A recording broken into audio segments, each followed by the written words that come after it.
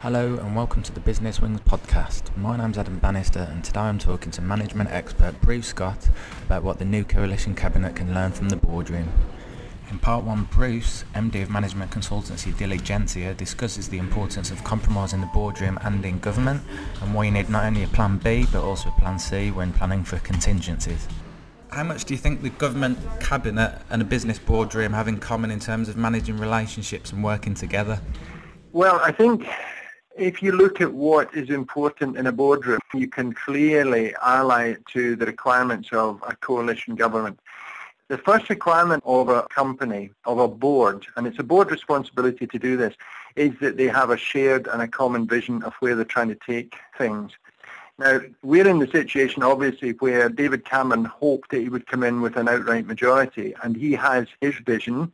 The Liberal Democrats under Nick Clegg had their vision, and the question now is whether this government has indeed got a shared and common vision as to where they're trying to take things. So that's point number one. Point number two, in companies, if you know where you're going, then you need to have a plan to get you there.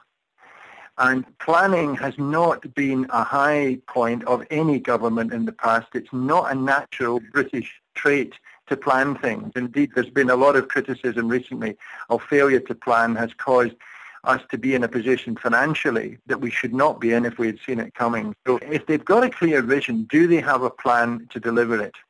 The third question we ask in business is, assuming they've got a plan, does the management team, the senior team, in other words, the cabinet, the prime minister, etc., do they have the individual and the collective competence to deliver that plan? So that's where we're right into the people soft skills bit. And of course that applies very much to this government, and only time is going to tell whether they're gelling as a team and whether individually and collectively they've got the competence to deliver what they say they're going to deliver. And the final point, do they have the accurate and sufficient measurement systems in place to be able to tell them how they're doing and be able to course correct? For example, if you look at the budget deficit of 170 billion or whatever it is, it's somewhere about that figure, it's absolutely crucial that they've got accurate measurement of performance and that they can see trends and act accordingly. And if a trend is a positive trend, can they exploit it? And if the trend is a negative trend, can they take quick action to avoid the things that will happen? Now, these 4 words in business work in government as well. Clear vision, clear plan, competence to deliver, and measurement. And what kind of strategies can David Cameron and Nick Clegg employ to foster a good working relationship among people who until a month ago saw each other as the enemy? It's interesting. I think in business as well as in politics, we all adopt our own agenda until we come to a point where compromise becomes necessary to go forward. Because if you hold on to everything you believe in, you can't go forward. And that's the position that David Cameron found himself in. And so people might say that by joining with the Liberal Democrats, he's actually ditching cherished views of the Tory party. That is not true. All he's done is put these on a back burner, as indeed Nick Clegg has. The front bench seems to be settling down. It's an interesting commentary.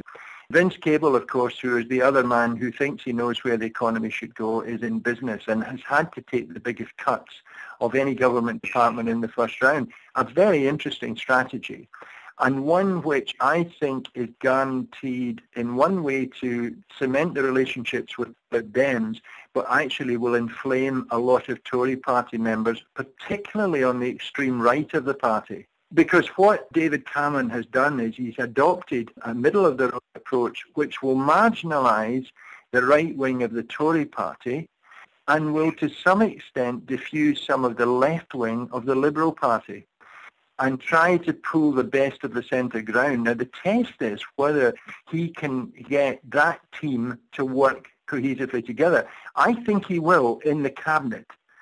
The question will come in the backbenches, and the Tories are not good in opposition. And when it comes to being in government, but actually in opposition to your own government, I think there's going to be sparks flying, and I think David Cameron is going to be tested to the limit, actually. I think it's a case of when, not if, there's going to be considerable dissent. I agree with that. And that's why you have to plan. And that's why you have to think of all the scenarios that might happen. So the answer to your question is, provided David Cameron and Nick Clegg get their heads together and see in advance where the possible fire spots are going to be and have strategies to deal with them, they're going to struggle. Now, in business, it's exactly the same. It's called scenario planning. In government, it's just trying to assess what is going to happen down the road. You don't just need plan B, you need plan C as well. Everybody talks about a plan B. Well, that's fine. Okay, what would happen if? And you say, well, if that happened, I'd do this. All right. Second question is, what would happen if that didn't work? What would you do next? That plan C is often lacking as well. I don't have plan Ds because D stands for disaster, so we don't go there. But plans A, B, and C to me is a better way forward in business and in government than having no plan at all.